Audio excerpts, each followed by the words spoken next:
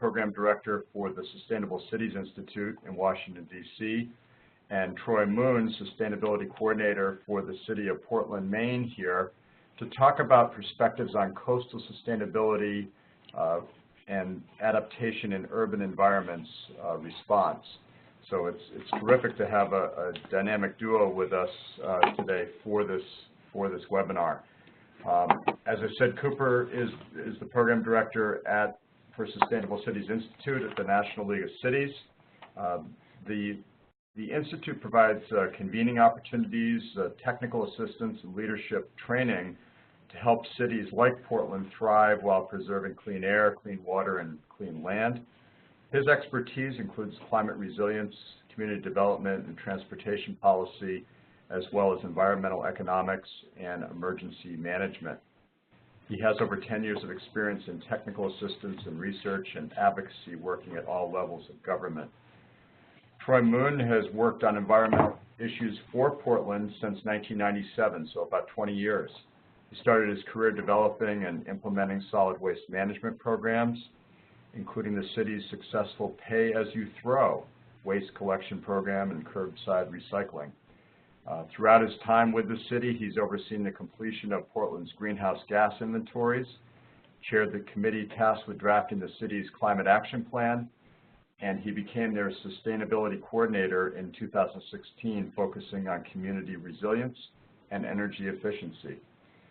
So with that, I'm going to turn it over to Cooper and Troy to talk to us about coastal sustainability in a city environment with a particular focus on Portland. So Cooper and Troy, welcome and thank you. Thank you very much. Well, this is Cooper. As Tom mentioned, I direct a program called the Sustainable Cities Institute at an organization that is the National League of Cities.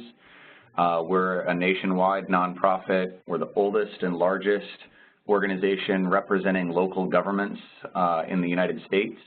And so we're a member association made up of about 2,000 member cities, but then each state in the country also has a statewide municipal league. And so all of those state leagues are represented by our organization as well. So directly, indirectly, we represent about 18,000 cities, towns, and villages throughout the country.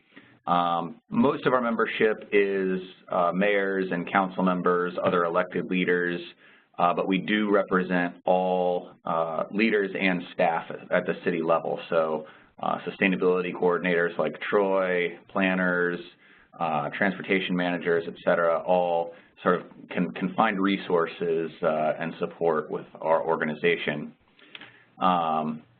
There's, I guess, both of us, me and Troy, with a little bit of our contact information. We'll put this back up at the end. You can find more information on programs that the Sustainable Cities Institute runs, including this Leadership and Community Resilience program at sustainablecitiesinstitute.org. That'll get you to a couple of different programs. Overall, our program exists at the NLC to catalyze, support, inform, and celebrate city-led sustainability efforts. And we do that in a variety of ways. We're a resource for best practices. We provide different levels of technical assistance.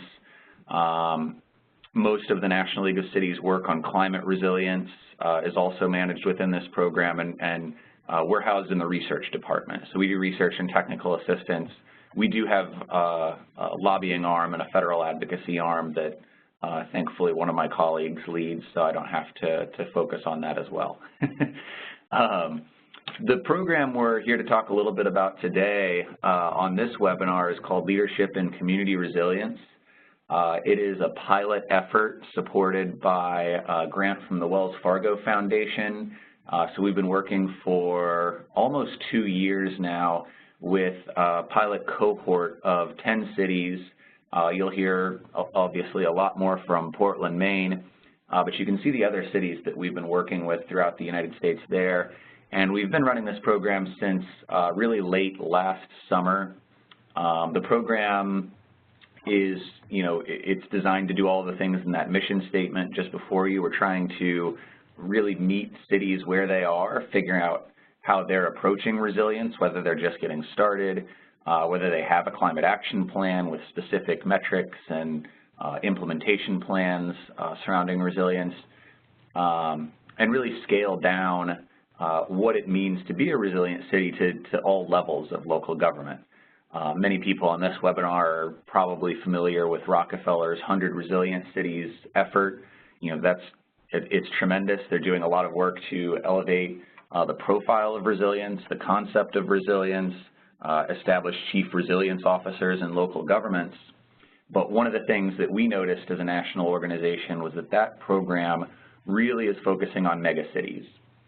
New York, Chicago, Los Angeles, you know, some of the smaller cities that they're working with in the U.S., I guess, are Boulder, and then to some extent maybe Tulsa or Jacksonville, El Paso, but really most of these cities are hundreds of thousands, if not millions of people, pretty well resourced, have a lot of staff on hand, and we wanted to figure out how we could apply resilience concepts, promote resilience thinking, that resilience lens that maybe people have heard talk about before, at a different level of government. And so that's really the focus of the program and the effort that we've been undertaking for a while.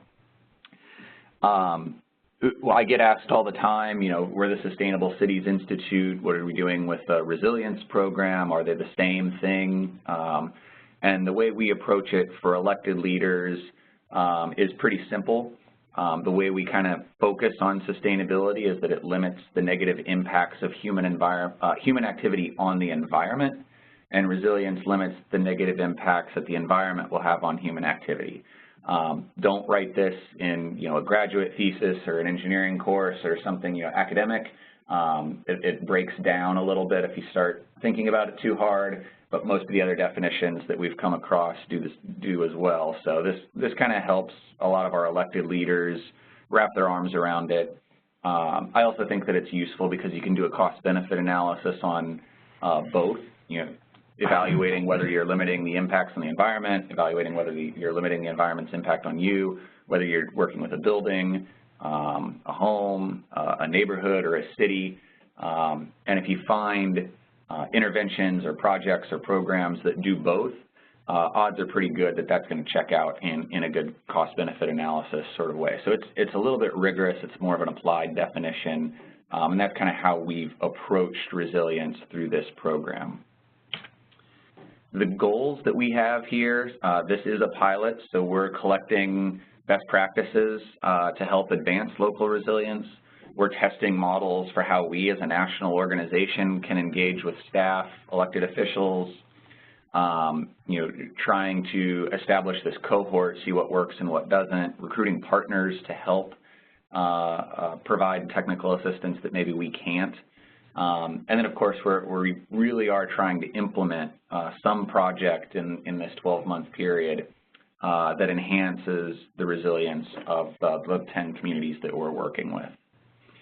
The challenges that we're trying to address are pretty multifaceted.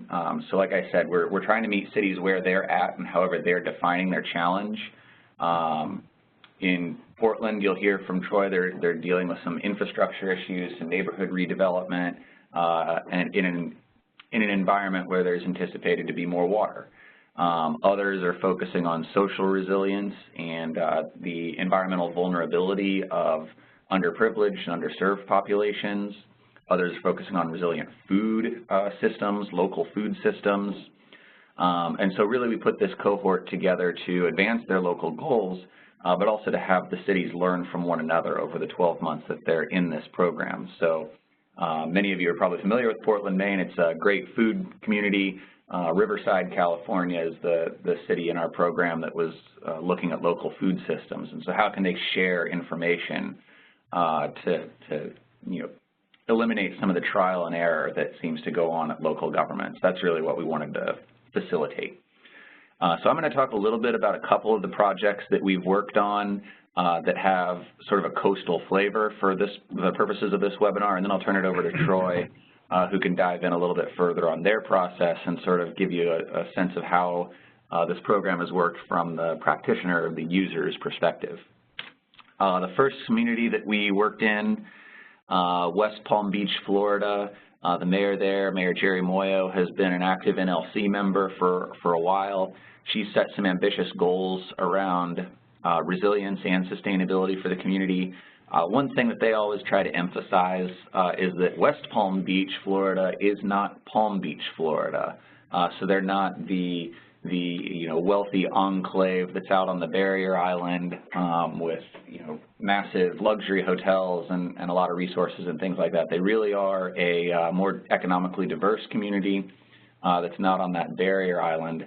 And so, being a community in Florida, South Florida, another, a relatively small city, just over 100,000, we figured it was a good test bed, both for the jurisdiction itself and for the region that it occupies. They're part of the Southeast Florida Resilience Compact, coalition of dozens of cities and counties who are working on addressing sea level and other development threats to the region.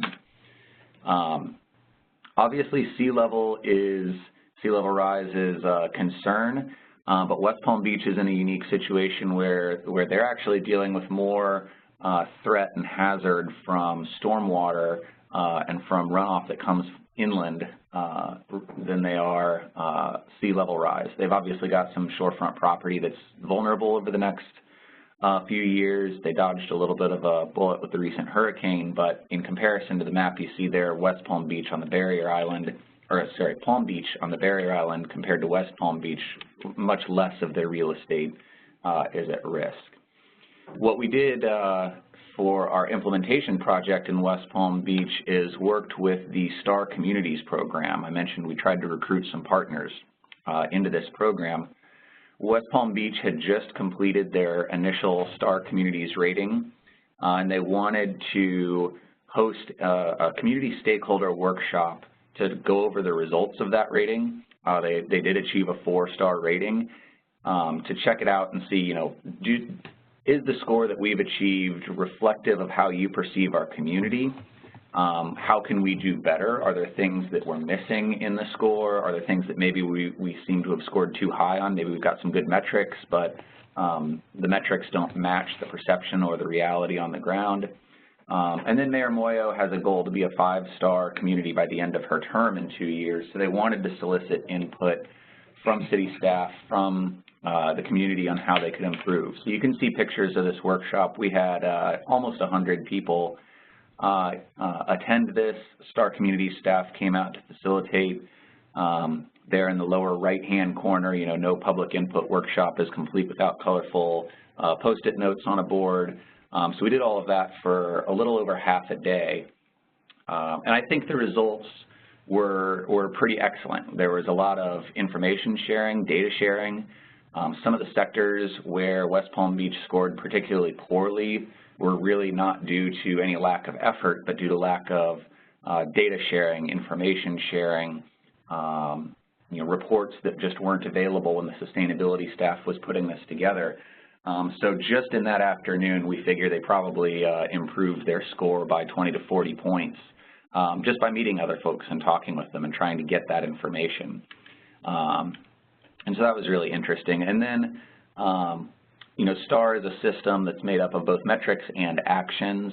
The community, West Palm Beach, is actually integrating a suite of those metrics into their annual reporting guidelines to make sure that they're aligning their own city management process, the responsibility that people have to meet their own job descriptions and be evaluated and reviewed every year, to align those metrics with the metrics that are in STAR, so that it's more of a holistic, whole community effort, as opposed to something that the 1 or 2 sustainability staff have to try and fill out and do all on their own.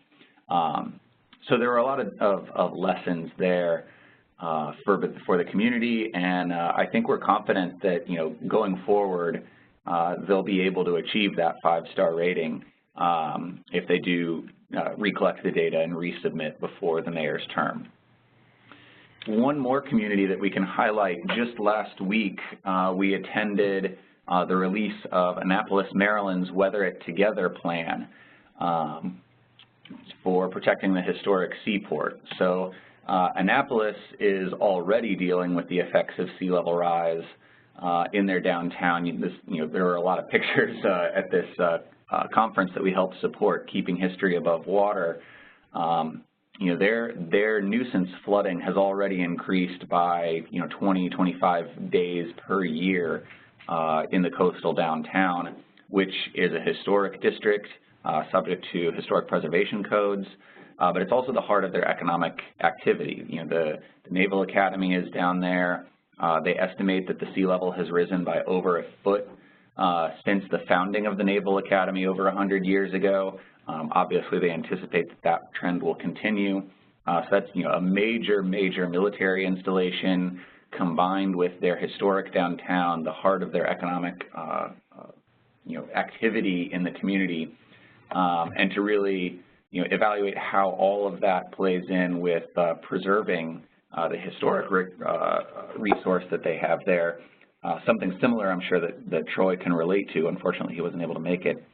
And so our grant and our program over the last 12 months, really, we were one of the first organizations to support this conference. As I mentioned, it's Keeping History Above Water, conference on alternatives for coastal communities. And it showcased not just what work Annapolis was doing, but what cities all up and down the Atlantic are doing and around the world. There were attendees there, I believe, from Italy and maybe even Portugal. So it really was an international effort to figure out how communities can learn from one another. And Annapolis, at this conference, released their Cultural Resources Hazard Mitigation Plan, which is really the first of its kind in the country. And so FEMA has been working with the city. We've been working with the city to support both the economic analysis and this conference.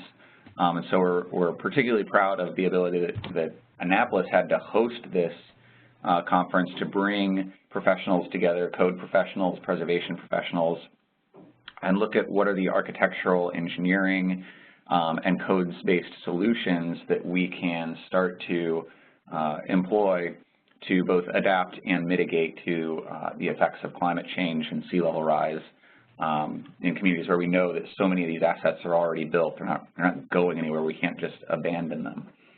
And so those are just two of the coastal examples. I think the only other coastal community we worked with besides Portland is Providence, Rhode Island. And so I'll just mention that the grant that we provided them supported an ongoing project, the Partners for Places initiative, where they were looking at underserved minority populations and environmental justice issues that have arisen as the community has developed.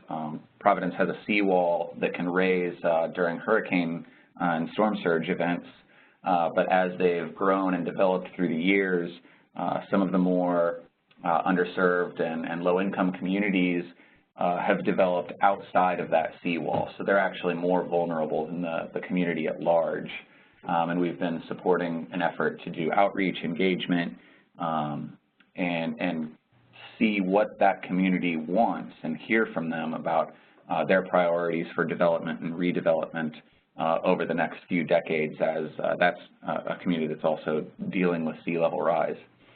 But Portland, I've already mentioned, and I'll turn it over to Troy, did a really interesting project with their grant and their support, in that they started Bayside Adapt's design challenge to look at a specific neighborhood. And so with that, I'll leave the rest of the information on the program to questions at the end of the hour, but I'll turn it over to Troy to talk a little bit more about his work. And Troy, whenever you want me to shift the slides, just give me a little nudge and I'll work our way through the images here. All right, thanks, Cooper. You guys hear me okay? I can, yeah. Excellent, great.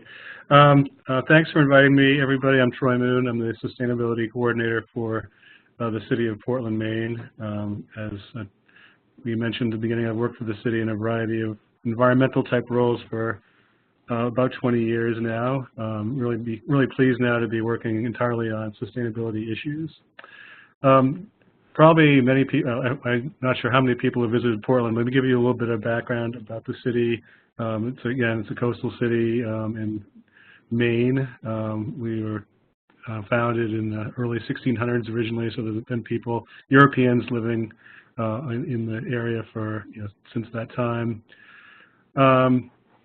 It's a community that's basically if you look at the kind of the area on the left-hand side, the map, the clear map that shows the study area, you can see that the urbanized area of the city is on a peninsula that sticks out into Casco Bay. It's actually a ridge, so the middle of the map shows it's a high area, and everything around it's elevated. Among the edges is kind of where our vulnerable vulnerable neighborhoods are. So our low areas are along the waterfront and also in the back cove area in the Bayside neighborhood. The area that's the study area is basically fill. As the city grew over time, it pushed debris and other fill toward the edges of the oh, my map actually works. Yeah, so so this area is this is all elevated. It's quite high. This area is the waterfront and the Bayside area are fill. So Portland experienced a very large fire in 1866. That sort of began the expansion of what we call the Bayside neighborhood.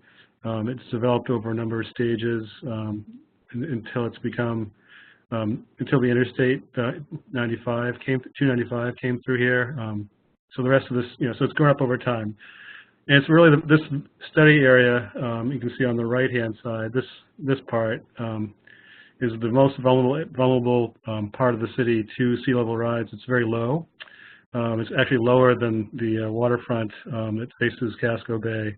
It's basically a bowl. And one of the problems we have with this neighborhood is because the area around it is so high, it's also very vulnerable to stormwater. So we have the matching problems of sea coming up, the sea level rise, bringing water from the ocean. We also have the problem of water flowing down the hills into the low area. So really, we had a wake-up call back in 2015. We were fortunate that our wake-up call wasn't as significant as what other communities experienced with Hurricane Sandy and the like. But we had a severe storm rain event. The overall rainfall was about 6 inches over the course of the event, but about 4 inches of rain fell in about 1 hour. And so because the area, basically as water comes up from the tides, the storm drains fill with water. You have a severe rain event that comes in, fills the catch basins. So basically, water has no way to go out because of the tide, and so it just ponds in the street. So we had a problem with cars floating down the street. We were fortunate that we didn't have any injuries, but there was significant property damage to lots of vehicles and many buildings as well.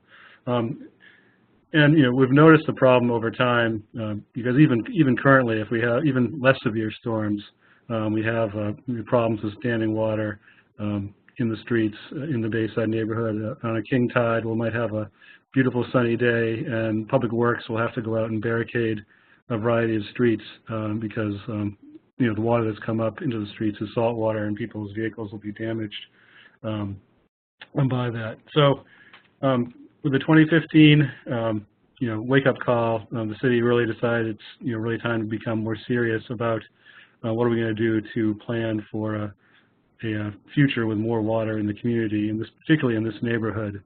In the past, the city has participated in a variety of efforts promoted by groups such as the Portland Society of Architecture or the New England Finance Center, Maine Geological Survey. We've all kind of mapped some of the problems, kind of understood that that there is a vulnerability here, but the city had never invested any of its own money into the project. So we're able to, with the wake-up call in the storm in 2015, able to leverage for the first time city funds to be able to study the impacts of sea level rise and what we could do to mitigate it. So, as Cooper mentioned, we created a program called Bayside Adapts. It turned into a kind of a three-pronged look at what we could do.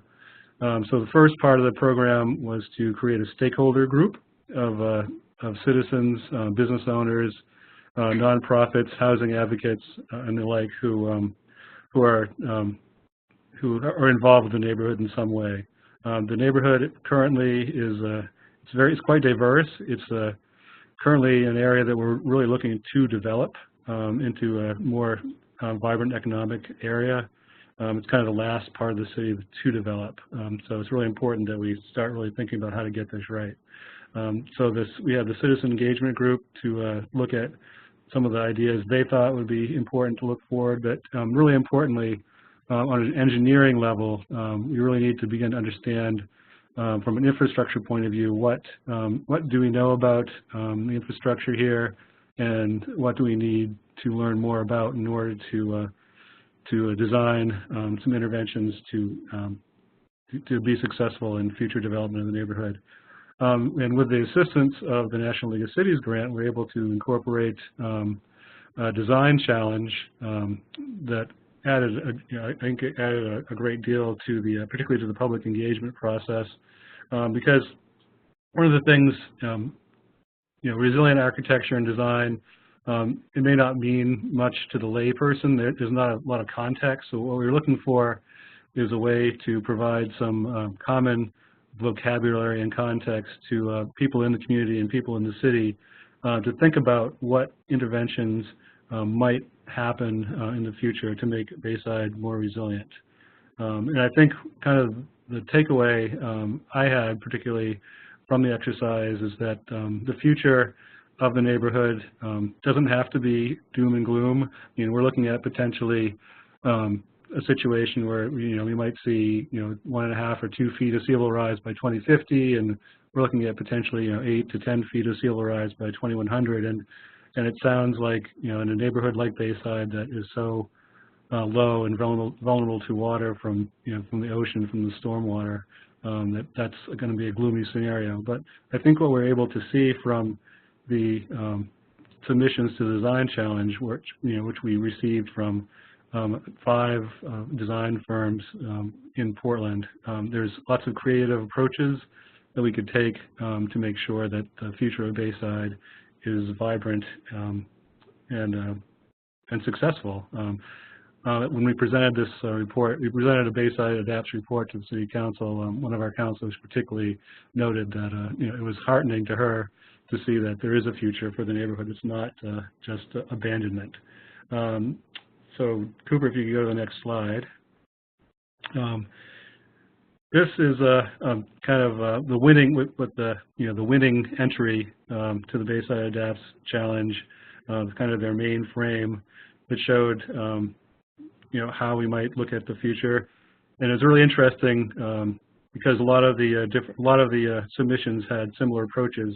Really looking at how can we use green space, recreation area, and naturalized areas as a way to manage more water in a successful way, but also to integrate an element of the a recreational element that's going to add some vibrancy to the city. I also noted that the planners and the people submitting plans took the opportunity to imagine this neighborhood as a fully developed urban neighborhood. It's very walkable. That's centered on a grid, that's centered on mixed-use development with housing and commercial opportunities, as well as the stormwater features. And this is really a great extension of the city. Actually, could you go to the next one, Cooper? I think we got a lot of. Okay, here we go. So. And what we liked about this design particularly is it kind of showed how the process might develop gradually over time, and I think in a realistic way, because I think politically, investing in the infrastructure that's imagined by these designers is not going to be cheap, and it would be I think politically very challenging and financially very challenging to make the types of interventions that the designers imagined, even though they can be attractive. So, in 2020, they're imagining that really not, which isn't very far away, of course, that really not much is happening, and the neighborhood becomes more and more impacted by sea level rise and stormwater, causing a lot of property damage, and so people start to retreat. So by 2030, the damage has been significant, and people, still wanting to do some work in the neighborhood and inhabit the neighborhood, start looking at ways to, deal with the situation in a positive way. So by 2050, the plan would call for starting to, again, revitalize the natural habitat around the edges, but also to begin filling in some of the low areas right along the edge. So basically change, restart realigning the streets, add some fill, but really, the important part is to integrate more natural areas into the area to address the rising tides. And then by 2100, actually, if you go back one, Cooper, to this slide we missed before. Here we go, and just kind of showing the steps that would be taken over the course of the development. You can see the area that's shaded kind of yellow. They're imagining as fill, and then on the pink area, imagining as a way to create a more hardened seawall that would provide some barrier as water came up. But you can see the opportunity exists there for, they imagine, adding a lot of recreation to the back cove with boating and some docks there, because and creating more park space and trails, because that really seemed to be the kind of vision of most of the designers is creating the recreation and integrating the neighborhood more into the street grid of the city. So you can advance again, Cooper, and we saw that one. So one more.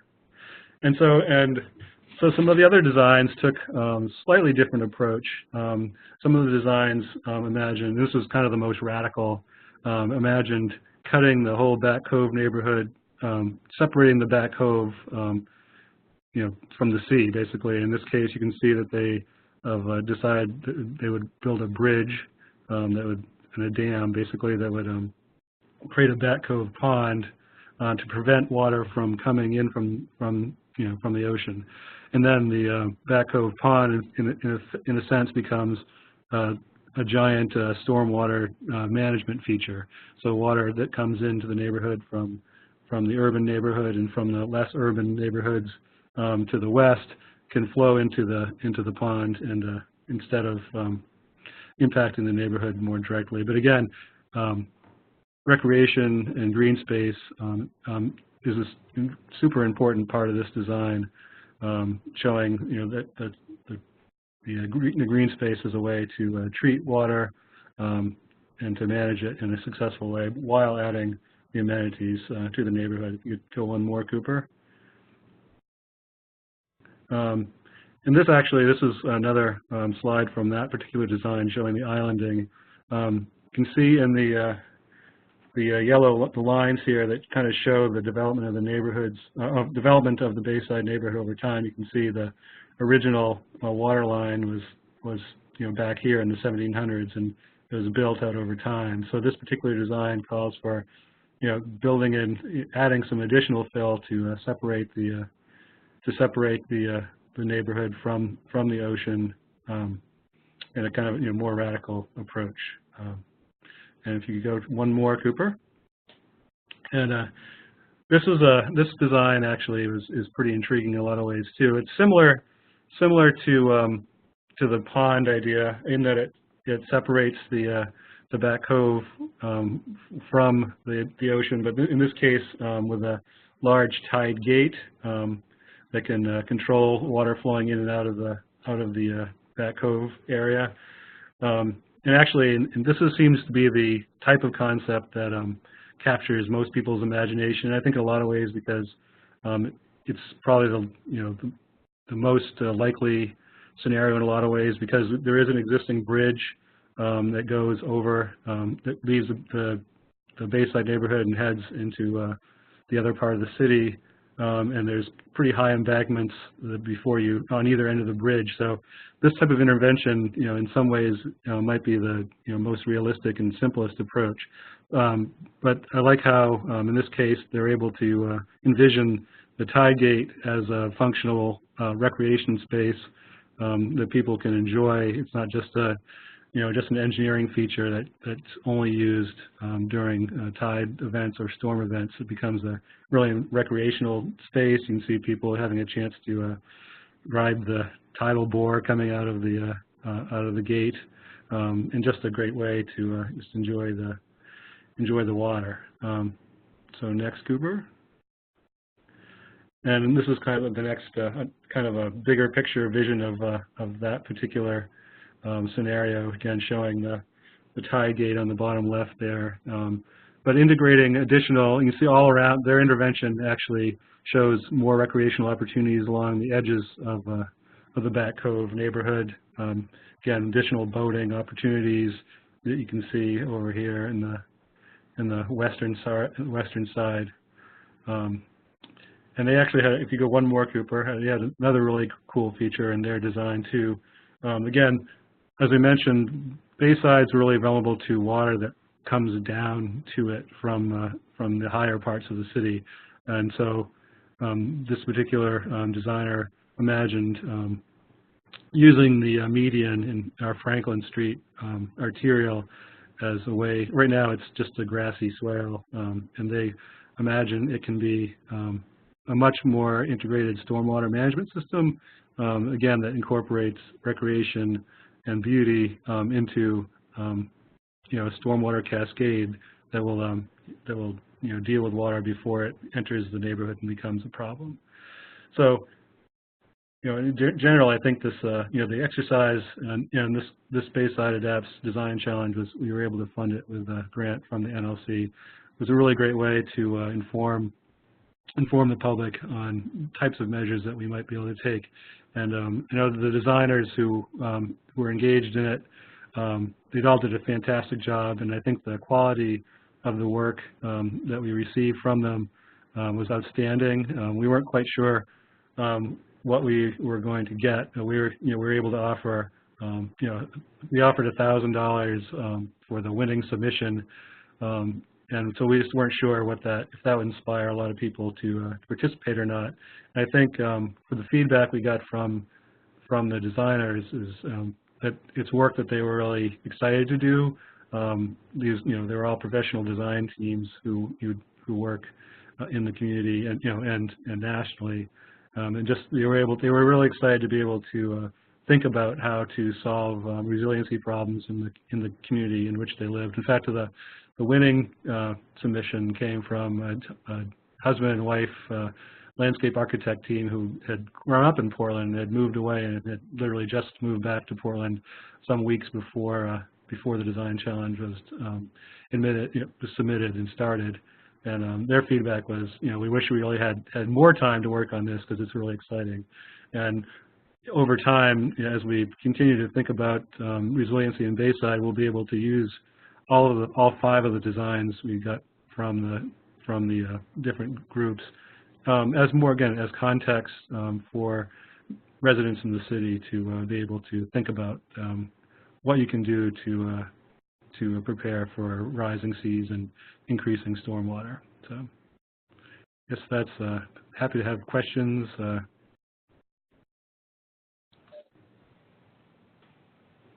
Thanks, Cooper and Troy. I actually have a couple of questions. Great. The first one is kind of on the heels of your, it's sort of a charrette kind of exercise. Yes.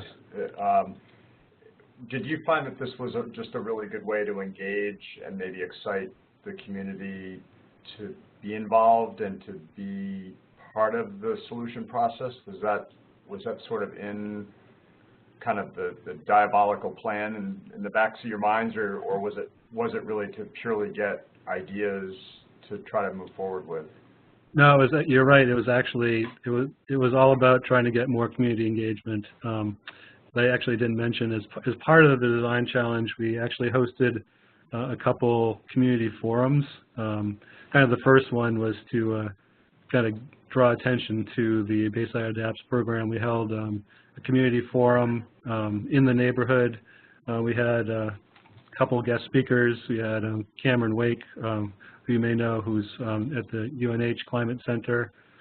He did a presentation on what climate impacts we might be seeing over the next 100 years in coastal Maine and New Hampshire. And we had another speaker at that event, Wayne Fiden, he's the planning director in Northampton, but he does a lot of work actually internationally on adaptation. So those two speakers came. We had a full house at one of our local meeting houses. There were probably close to 100 people who came out on a weekday to talk about this issue. We had to shut it down because we ran out of time. We had so many great questions and answers. At that point, we unveiled the design challenge and got people interested in it. At the end, when we unveiled the winners, we also had another forum. We had a speaker from Boston Harbor Now who worked on climate resilience in Boston Harbor come and give a talk. And again, we had great attendance and a lot of engagement. We were fortunate to have some public elected officials come to the second event as well, just try to get them up to speed on some of the issues we're dealing with. So there are a couple questions from Elizabeth Hammond, who leads our SAGE project. Elizabeth, I don't know if you want to just ask these yourself or you want me to just read these. I don't know if you have sound on your computer where you are or have a microphone. Let me go ahead and ask the first one since we're talking about Portland. Elizabeth had wondered if there was discussion at the time about gentrification concerns for the neighborhood, and if so, was that at all addressed in the competition? It's definitely an issue that we're concerned about. If you know about Portland, we're certainly experiencing a lot of growth that the many kind of urban areas are. We're seeing rising rising housing costs, and the Bayside particularly, it's kind of, there's some tension now too, because there's existing public housing and low-income housing being mixed in with more expensive condos and high-end apartment buildings that are being developed next to each other. So it's certainly an issue that we need to think about moving forward. And we were pleased during the public, the stakeholder process, we had representatives kind of from both the private developer community and the public housing community at the table. So I don't think we have an answer yet, certainly, but it's an issue that we're engaged with and really need to keep in mind as we move into the future in that neighborhood. As we mentioned, it's kind of the last area in the city to be developed. It's an old brownfield industrial site that industry is primarily gone from at this point. So it's becoming a mix of retail. There's some coffee shops and breweries and maker spaces mixed in with the housing and like we have Trader Joe's and a Whole Foods. So it's kind of up and coming for sure. So I guess if I could just ask a related question before we leave. I think Elizabeth had a question about Annapolis as well, but before we leave Portland, I guess just generally on the heels of that question, is there kind of a fundamental tension generally, and this is maybe for both you and Cooper, that when you go in and start looking at what could be pretty extensive redevelopment projects in these neighborhoods, that by their nature, some of them are underserved, and that they're going to end up being, that they see this as a way to kind of leave them behind. I mean, you've started to answer that with Elizabeth's question in your answer, but at the end of the day, is this just a chronic problem that we didn't think about, which is that as we're thinking about coastal sustainability and resilience, you're going to create these coastal areas that you're going to invest a lot of money in, and then they become new and improved neighborhoods, and all of a sudden you've pushed the people out that you were supposed to be kind of helping to stay there for the long term. So is there kind of a tension in terms of the resilience measures versus the kind of social justice aspects of trying to help an underserved population? I think that's a really great point, and I think we have to, and the fact that all the designs that we had submitted and that we kind of just went through moments ago show basically looking like a combination of parks and upscale development. So I think that point is really well taken. And we didn't ask, as part of the criteria for our challenge, we didn't include that particular criteria to look at how to avoid gentrification.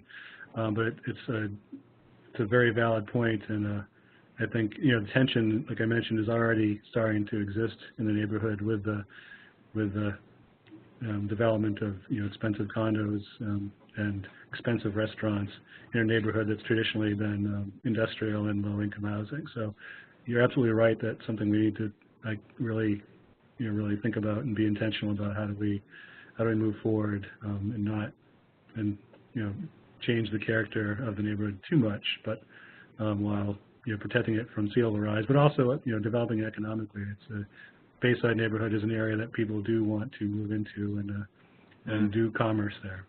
So, Cooper, could you comment on that at all, having seen some other cities where this may be happening? Because you had mentioned this as well in one of the other cases that you had talked about. Yeah, I guess there's a few points broadly to make, and the first is gentrification, housing affordability, and income equality are issues that are sort of pervasive throughout our organization. So it's not just a resilience issue, obviously. It's something that, like Troy said, we have to consider. But when we're looking at preserving and sustaining a neighborhood like the Bayside neighborhood, for the next century, I think the investments have to be made if the neighborhood's going to continue to exist. And so there's this tension on the one side. You have to make the investments. You have to do upgraded infrastructure, and that'll naturally cause property values, housing values to go up. Mm-hmm. At the same time, being able to develop Bayside would take pressure off of the existing downtown, which, in and of itself is pretty stunning. I really enjoyed being able to visit Portland earlier this summer, and there are very few places like it in the country. So, then you get into the bigger supply and demand questions about walkability, livability, access to neighborhoods and urban environments like Portland being in tremendously short supply in the United States. So that's all the broader context that we try to emphasize across organization, whether we're doing health and disparities in health, whether we're doing sustainability and resilience work, whether we're doing economic development work. There's a lot of different ways in which our organization tries to approach the gentrification issue. In other cities, I think you really just have to look at what kind of gentrification is happening. What are the drivers of it? Is it fundamentally a lack of housing access? Is it fundamentally a lack of economic opportunity and wage opportunity? And I think the solutions are really, really different depending on each city's circumstances, the pressures that they're getting from either population growth or development, and things like that. So it gets to be a really complicated issue that we, I think, as an organization struggle with and try to approach in a variety of different ways. Great. The other question from Dr. Hammond was, she said, I'm very curious, what are the main steps that Annapolis is planning to take to address their repetitive flooding?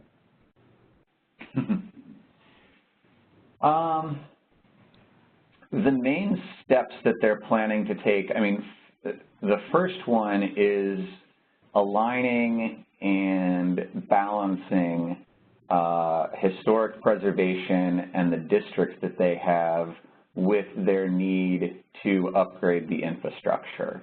Our primary contact there, Lisa Craig, is the Historic Preservation Officer.